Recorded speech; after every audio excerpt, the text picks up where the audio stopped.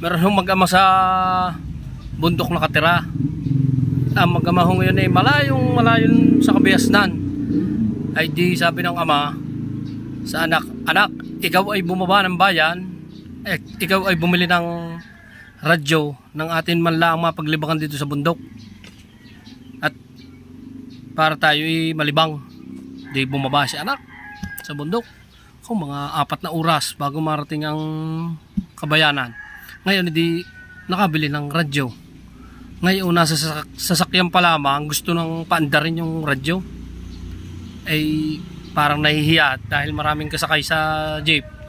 Ngayon ay di excited talaga eh. Ngayon pagbaba ng jeep, binuksan nga ito si radyo.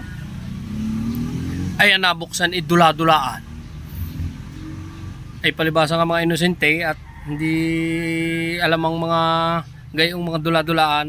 Di ang nabuksan ngay dula-dula, sabi sa dula-dulaan eh, bitiwan mo ko, papatayin kita.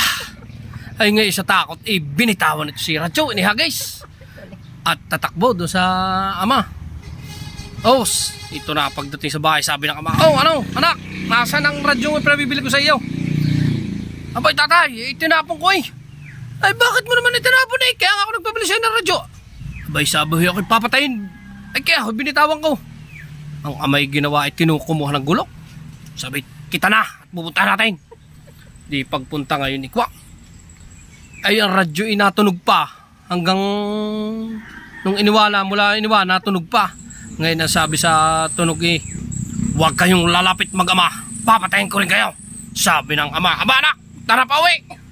At hindi mo sinabing ako pala'y karamay.